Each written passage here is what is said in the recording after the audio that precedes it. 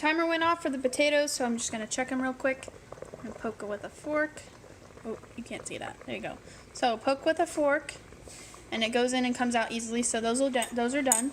We're going to turn the stove off and pour the water out, so we'll just use a strainer in the sink. But be careful, the water's hot. It'll be steamy. Steamy! Oh, I can't see. This is very hot, so be careful. The steam can burn you just like the water can.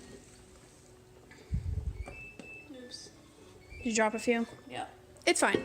Just pick them up. Ooh, that smells good. Sink's clean. Hot, hot, hot, hot. Hot potato.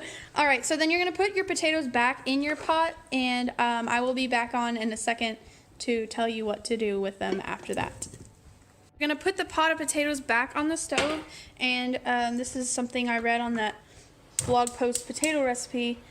If you turn your stove back up on high and then get your oven mitts, and then you're going to take your pot with the potatoes and kind of shake it around a little bit, that just kind of gets the extra moisture that's left out on the outside of the potatoes out, and it keeps them from being too watery. So, but you're not going to want to leave them for too long, so you can stir them a little bit. Okay, so now we're going to melt our butter. Am I recording? Yeah. Okay, I don't need to be in it. Just Oh, a okay. saucepan. Hello. Now we're going to melt our butter. You can just use low heat. You don't need anything crazy. You can use a saucepan like this or just a small pot, which honestly that might work better. But we're going to go with this. So you're going to put your butter in. You want to put it in before the pan gets hot, so don't let it sizzle. Yeah. You want it to look like that. Yeah, so see how it's melting as I'm kind of pushing it around. You don't want the butter to, like Jenna said, sizzle. You just want it to melt. You can do this in the microwave. If you do it in the microwave, cut your butter into chunks and microwave it on half power for about a minute at a time until it's melted. And then you can add it to the milk and stir it together and then heat up the milk slightly.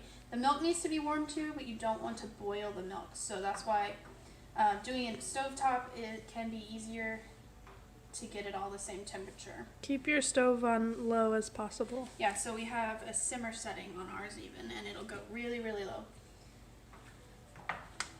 Getting there. And we are using, the recipe calls for 6 tablespoons. What's dinging up? The microwave.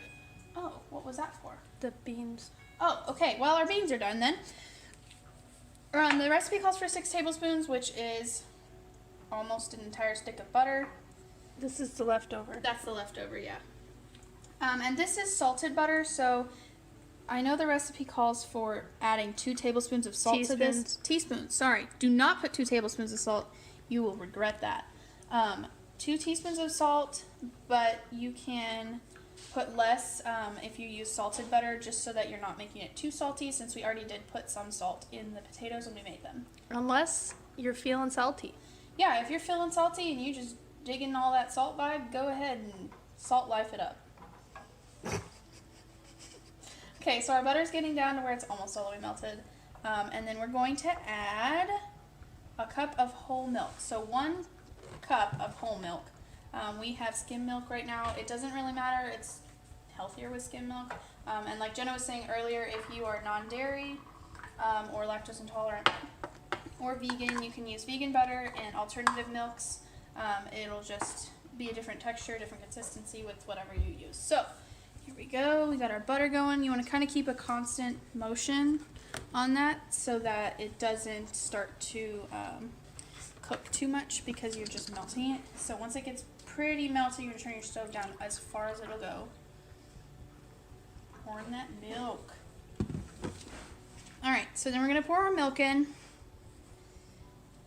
And just kind of stir it together. It'll look funny because the butter is separating. Butter and milk don't mix, but we are going to try. Alright, so we got that in there. Just going to stir it together, warm up the milk a little bit. Nothing crazy.